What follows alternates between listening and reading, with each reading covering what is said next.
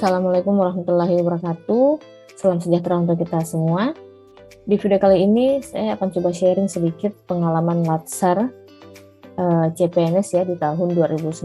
Jadi Latsar ini adalah salah satu prasyarat untuk CPNS mendapatkan status 100% sebagai ASN.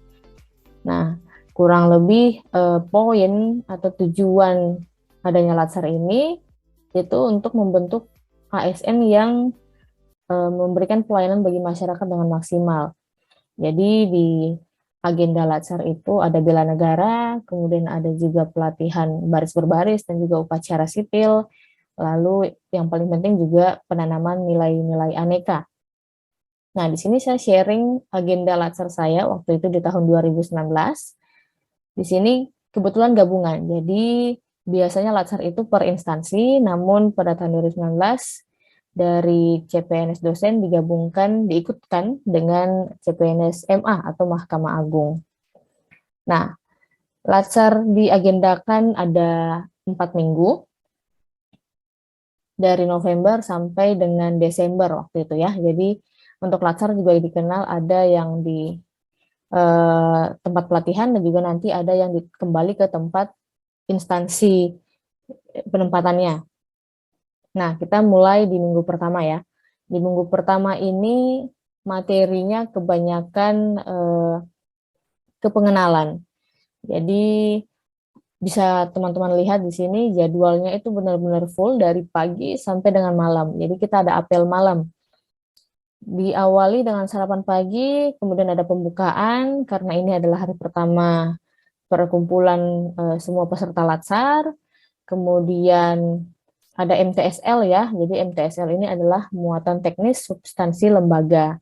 Jadi dari instansi itu membawakan materi-materi terkait kurang lebih tupoksi lah di instansi tempat pengangkatan CPNS tersebut. Karena waktu itu gabungan antara MA dan Kemenristek, dosen, nah kita dipisah ruangannya. Jadi yang dosen nanti ada materi dari pihak Kemenristek dan dari MA juga dari pihak MA. Jadi ada MTSL. Kemudian ada pengarahan MFD ya, mental, fisik, dan disiplin.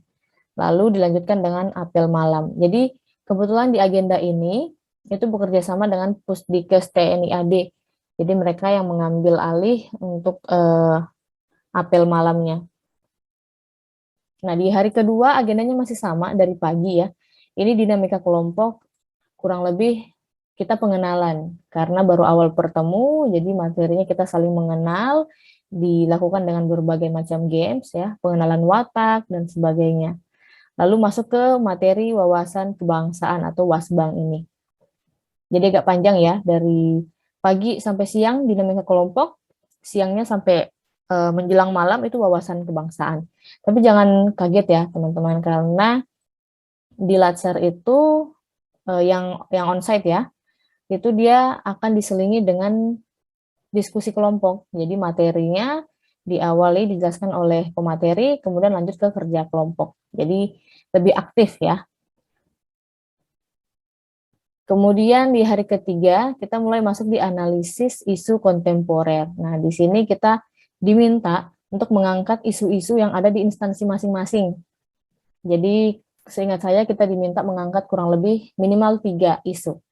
Karena isu ini yang nantinya akan kita analisis, urgensinya, kemudian dampaknya, dan seterusnya.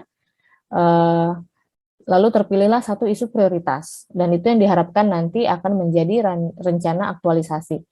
Jadi di Latsar itu kan ada aktualisasi ya, ketika kita kembali ke instansi, kita diminta menerapkan apa hasil belajar di Latsar itu, diterapkan ke instansi, kemudian nanti dibuatkan lagi laporan untuk ujian akhir.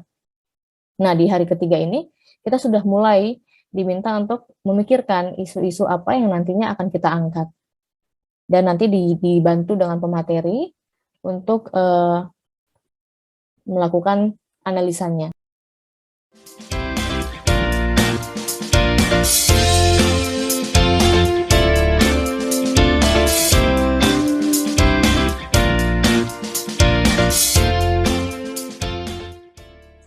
Nah, setelah analisis isu kontemporer, kita juga ada materi sedikit tentang kesehatan mental dan malamnya dilanjutkan lagi dengan apel malam. Jadi di minggu pertama ini kita memang agak capek fisik ya, karena kita baru saja penyesuaian dari pagi sampai sore materi, kemudian malamnya kita harus apel. Dan ini dari pihak TNI, jadi ya agak agak apa ya kasarnya kita bilang agak keras. Kita harus disiplin memang harus tank jam sekian sudah absen dan harus baris berbaris mengikuti apel malam. Terus besok paginya lagi kita ada uh, pertemuan dengan materi lagi. Jadi memang agak melelahkan di minggu pertama ini. Nah, di hari keempat kita ada materi etika, etiket, dan moral, dan lanjut dengan kewaspadaan dini atau Bapulket. Bapulket ini badan pengumpul keterangan ya. Jadi kita dibentuk menjadi kelompok dan kita dikasih kasus dan kita harus menyelesaikan kasus tersebut. Jadi unik ya, waktu itu ada beberapa nomor telepon yang harus kita telepon dan mencari jawaban dari kasus tersebut. Lalu nanti akan dipresentasikan apakah betul penyelesaiannya kita atau tidak. Jadi seperti bermain detektif waktu itu. Nah, kemudian kita sudah mulai persiapan baris berbaris dan juga tata cara upacara sipil. Nah, ini kita baris berbaris ya, sudah mulai outdoor di lapangan, karena nanti akan dilombakan. Jadi dalam satu angkatan latsar itu kan ada beberapa kelompok tuh. Nah, itu yang akan diperlombakan. Hari kelima, kita masuk di materi kesiapsiagaan, kemudian ada kompetensinya, jadi sudah mulai diperlombakan baris berbaris dan tata cara upacara sipil. Ini sampai sore waktu itu. Jadi dari pagi kita ada game sedikit, kemudian mulai siang kita mulai lomba. Jadi simulasi upacara seperti upacara pada umumnya. Setiap kelompok bergantian, ada sebagai pengibar bendera, ada yang paduan suara, dan seterusnya. Nah, selesainya kita lanjut ke caraka malam. Caraka malam ini ibaratnya yang sering kita dengar mungkin jurit ya, jurit malam. Jadi kita dikumpulkan, kemudian kita dibentuk menjadi kelompok 4 orang waktu itu, dan kita diminta untuk keliling dari satu pos ke pos lain mencari kata kunci. Sorry, bukan mencari kata kunci ya. Kita satu tim diberikan satu pesan, dan pesan itu akan harus kita sampaikan ke pos terakhir. Nah, dari beberapa pos yang kita lewati, kita harus bisa menjaga rahasia itu. Nah, itu tantangannya. Jadi di setiap pos pasti ada saja yang seperti mengancam, ada yang membujuk. Nah, kita diminta untuk tetap menjaga rahasia dari pesan yang disampaikan. Nah, ini persis seperti jurit ya. Jadi di beberapa latsar mungkin ada yang benar-benar membawa peserta ke lokasi seperti hutan. Tapi waktu itu kita masih di lingkungan Kementerian Tenaga Kerja, tapi memang banyak halaman-halamannya juga. Nah, itu semua lampu dipadamkan dan hanya pos-pos menggunakan lentera, lampu lilin seperti itu. Jadi kita jalan berempat dari satu pos dan ke pos lain.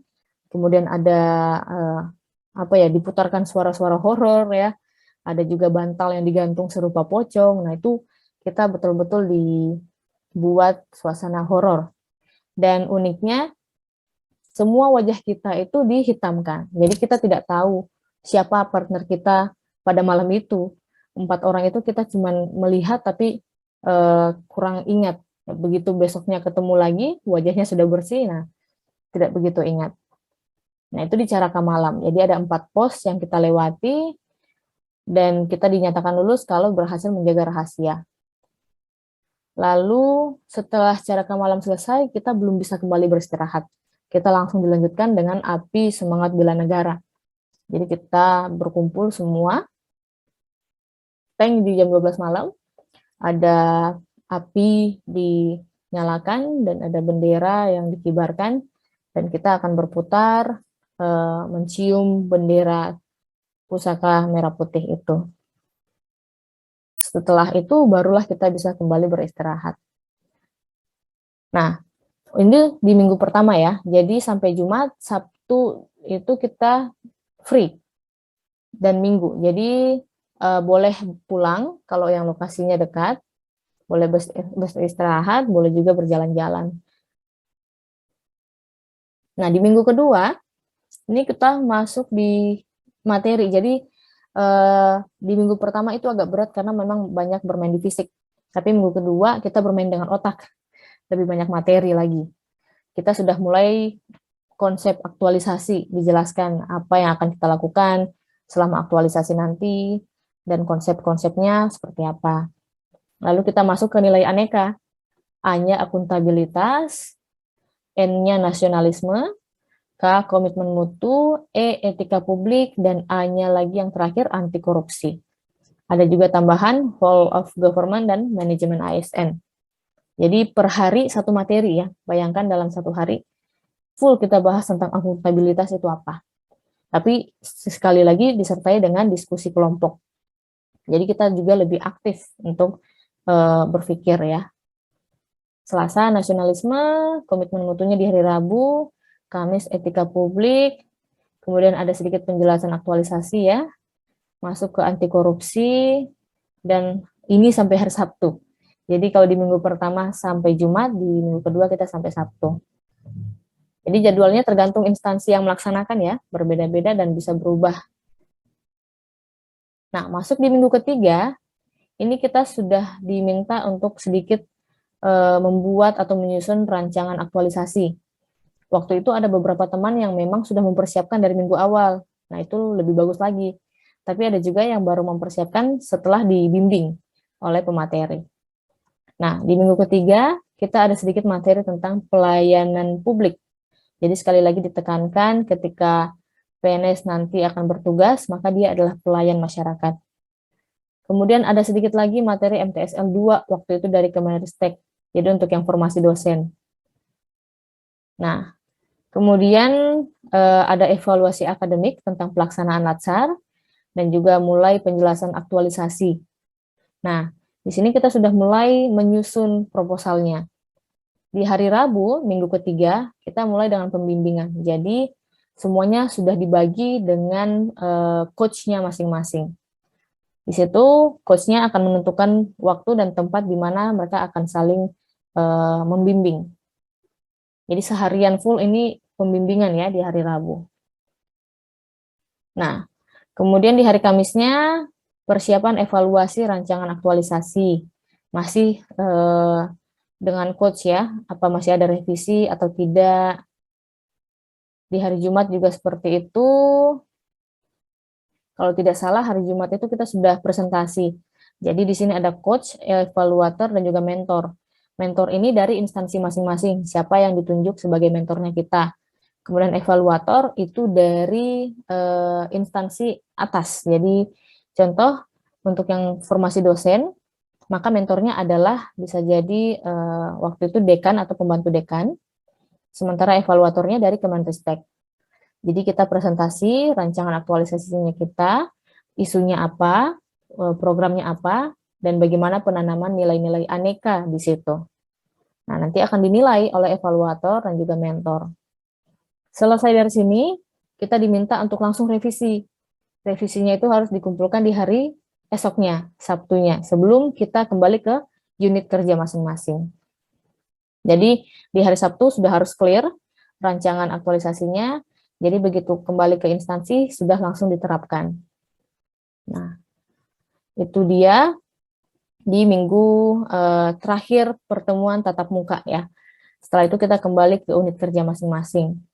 Jadi waktu itu kita latsarnya di Jakarta, ada yang datang dari berbagai daerah ya, dari Jawa, dari Kalimantan, semua akan kembali ke daerahnya masing-masing.